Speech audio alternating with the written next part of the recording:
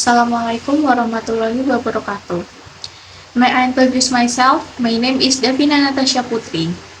I'm a student of Bina Sarana Informatika from Communication Major, and my ID number is 44240070. In this occasion, I would like to give my opinion about new President of Indonesia, Prabowo Subianto. Prabowo Subianto was officially inaugurated as the 8th President of Indonesia on October 20, 2024. There are many pros and cons related to the policies made and implemented during the Red and White Cabinet period.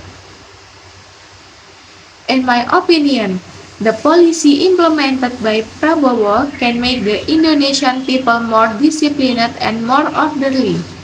But on the other hand, I'm afraid that in Prabowo's hand, the Indonesian government will be authoritarian and repeat the history of President Suharto. One of Prabowo's statements that gives the impression of authoritarianism is, "I bet my leadership. For me, this nutrition meals for children and pregnant women is a strategy. Those who don't support this, please leave the government that I lead." This triggers an authoritarian impression of Prabowo. But beside that, Prabowo is not an official with nonsense or false promises. One example is corruption cases that have recently been opened, even 1 month after Prabowo became president. 10 days in office, Prabowo arrests 28 corruptors of 7 corruption cases in Indonesia, starting from corruption of education funds, case brokers, and sugar imports. According to Prabowo, corruption in Indonesia is like stage 4 cancer. The corruption cases is 1. PT Pacific Asset in the Duta Palma Group. 2. The village head and secretary of Talang Renah Village, Air Besi District, North Bengkulu Regency, were arrested on suspicion of corruption of village fund worth 780 million. 3. Ronald Tanur case. 4. 12 ASN ATR BPN people were arrested by the West Sumatra High Prosecutor Office in a case of corruption in land acquisition for the Padang Pekanbaru Toll Road construction project and lost the state 27 billion. 5. The Attorney General's Office named 6 suspects for the corruption of PT Antam Tbk Indonesia. The suspect illegally produced precious metals under the LM Antam brand in the amount of 109 tons of gold. 6. Member of the Solo DPRD, Kevin Fabiano, was arrested by the West Java High Prosecutor's Office as a suspect in the corruption of National Paralympic Committee Indonesia grant funds amounting to 122 billion. 7. The Attorney General's Office named Thomas Lembong as a suspect in a case of alleged corruption related to the sugar import policy in 2015 and cost the state up 400 billion. In total, there are at least 28 suspected corruptors who have been arrested and 3.1 trillion in state loss caused. Then, regarding the ministers who have been inaugurated, Prabowo inaugurated a total of 112 people. That is, Budi Gunawan as a coordinating minister for political and security affairs, Yusril Iza Mahendra as a coordinating minister for law, human rights, immigration, and correction, Airlangga Hartarto as a coordinating minister for economic affairs, Pratikno as a coordinating minister for human development and culture. Agus Harimurti Yudhoyono as a coordinating minister for infrastructure and regional development. Muhammad Abdul Muhaimin Iskandar as a coordinating minister for community empowerment. Zulkifli Hasan as coordinating minister for food affairs. Prasetyo Hadi as a minister of state secretary.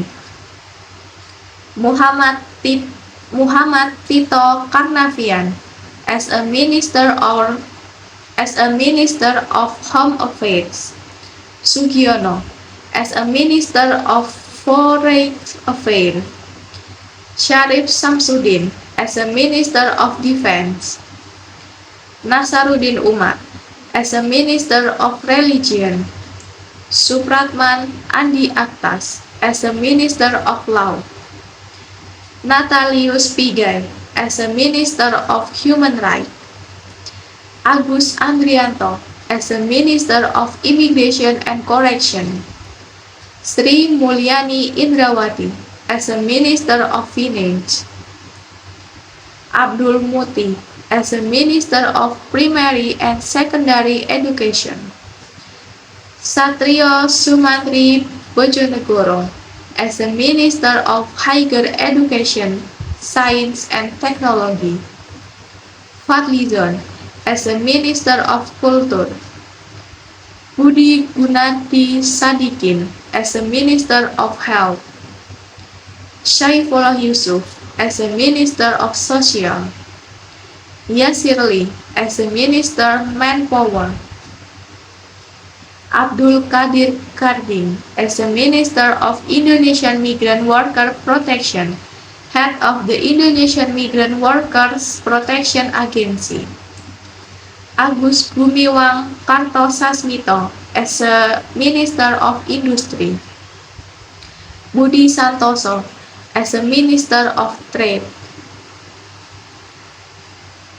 Bahlil Lahadalia as a minister of energy and mineral resources.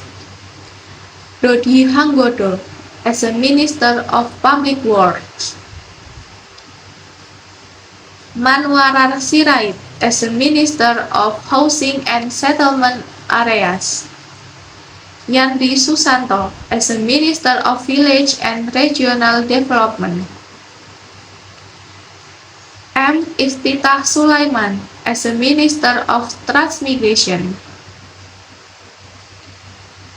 Dodi Purwagandi as a minister of transportation. Mutia Fiada Hafid as a minister of communication and digital. Andi Amran Sulaiman as a minister of agriculture. Raja Juli Antoni as a minister of forestry. Sakti Wahyu Trenggono as a minister of marine affairs and fisheries. Nusron Wahid as a minister of agrarian and spatial planning, head of the National Land Agency. Rahmat Pambudi as a minister of national development planning, head of Bappenas. Rini Widianti as a minister of state apparatus empowerment and bureaucratic reform.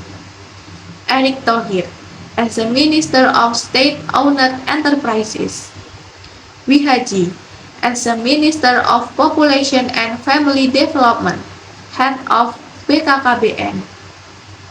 Hanif Faisal Nurovic as a minister of environment, head of the Environmental Control Agency. Rosan Perkasa Roslani as a minister of investment and downstream, head of the Investment Coordinating Board. Budi Ari Setiadi as a minister of cooperatives.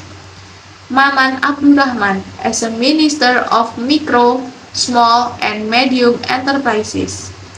Widianti Putri as a Minister of Tourism, Teuku Rifki Harsha as a Minister of Creative Economy, Head of the Creative Economy Agency, Arifatul Khairi Fauzi as a Minister of Women's Empowerment and Child Protection, Aryo Bimo Nandito Aryo Tejo as a Minister of Youth and Sport. This number this number is more than the number of ministers inaugurated during the term of President Joko Widodo. The public thinks that taxes will be increased to pay the salaries of the ministers, because it can be seen that the number of ministers and deputy ministers is increasing. There will also be an increase in expenditure to pay them, and the minister's salary is from the people tax revenue.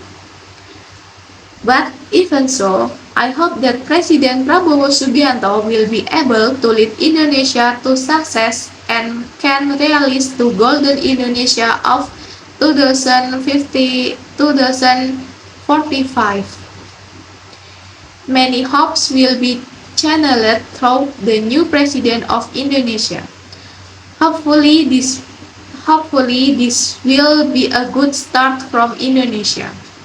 As Prabowo said in one of his speeches that he can only show thought, action and real evidence, not just my sweet promise. We waiting for future surprise from our president and vice president and their ministers. May it be successful and realize a golden Indonesia 2045. I think that's all my opinion. Apologize if I get wrong. Thank you very much for your kind attention. Wassalamualaikum warahmatullahi wabarakatuh.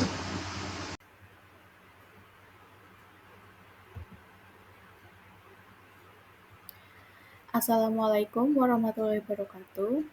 May I introduce myself? My name is Devina Natasha. I'm a student of Bina Sarana Informatika from Communication Major, and my ID number is 44240070. In this occasion, I would like to tell about the simple present tense.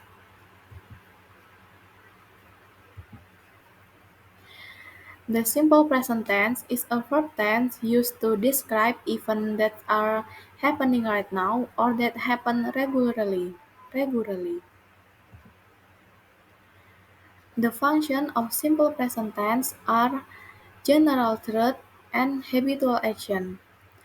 For the example of general truth is the sun rises in the east and sets in the west. And for the example habitual action is eat, drink, sleep, and take a bath.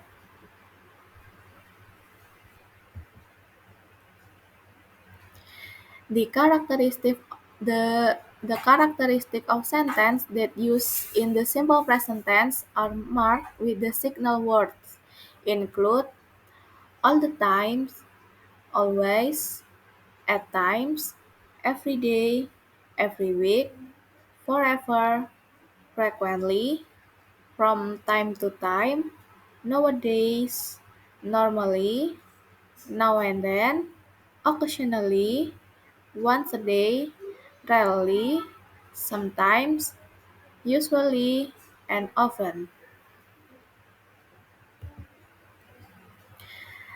Time expressions are usually placed at the beginning or end of a sentence, but not in the middle. For the for the example, today I want to go to market. They go to ballet lesson once a week. Adverbs of frequency are often used with the simple present tense to indicate repeated or routine activities. Here are some examples of adverbs of frequently: always, usually, sometimes, and often. I always wake up at 5 o'clock every morning. I usually go to campus by train. My mother sometimes make me banana cake.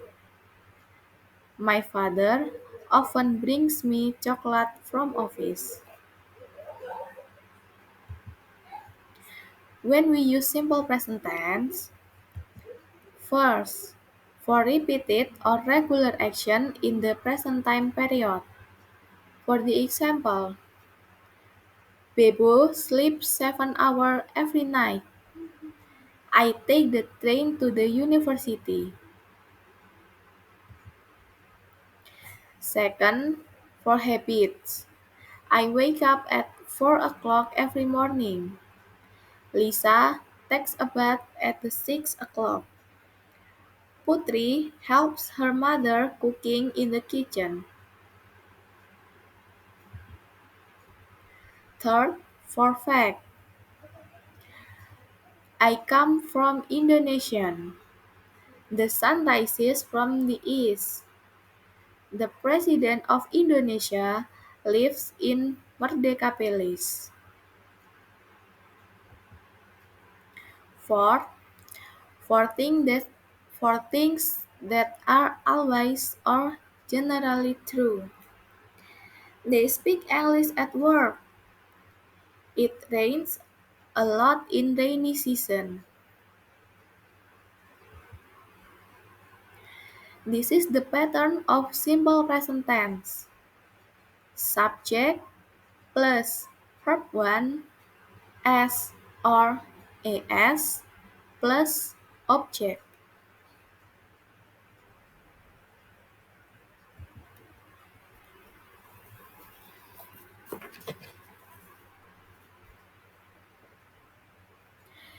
Here are some other details about simple present tense. Subject I, you, they, we, he, she, it. Especially for he, she, it, verb 1 must be plus S or AS. For the example, I watch Korean drama every weekend. You look TikTok every day. We watch television every night. They wake up late every Sunday. He watches soccer game. She wants to eat burger.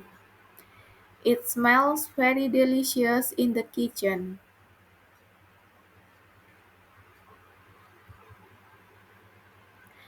The spelling for the verb in the third person differs depending on the ending of that verb. For verbs that end in O, C, H, SH, SS, X, or Z, we add AS in the third person. For the example, go, goes, watch, watches, was, washes, kiss, kisses, fix, fixes, bus, buses. For verbs that end in a consonant, we remove the Y and add IAS. For the example, marry, marries, study, studies, carry, carries, worry, worries.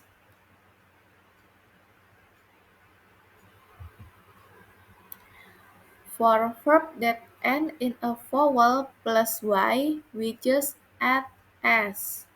For the example, play, plays, enjoy, enjoys, say, says.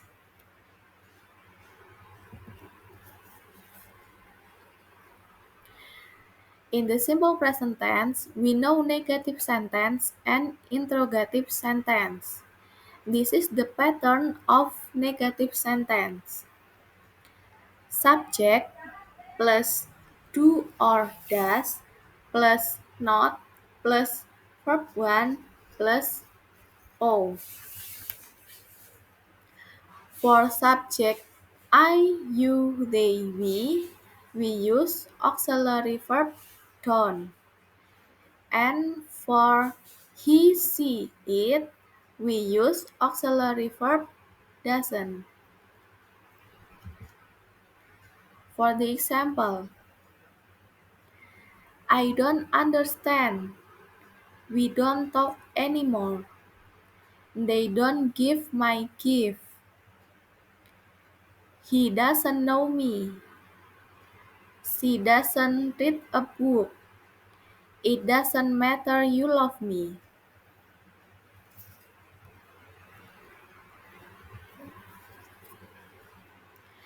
And this is the pattern of interrogative sentence. For no, do or does plus subject plus verb 1 plus object. For the subject I, you, they, we use auxiliary verb do. And for subject he, she, it, we use auxiliary verb does. For the example, do you love me? Do they play game mobile? Do I take a shower 2 times a day? Does she see me? Does he climb the tree? Does it rain in the morning?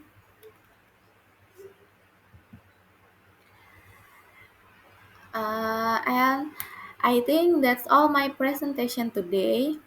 Apologize if I get wrong. Thank you very much for your kind attention. Wassalamualaikum warahmatullahi wabarakatuh.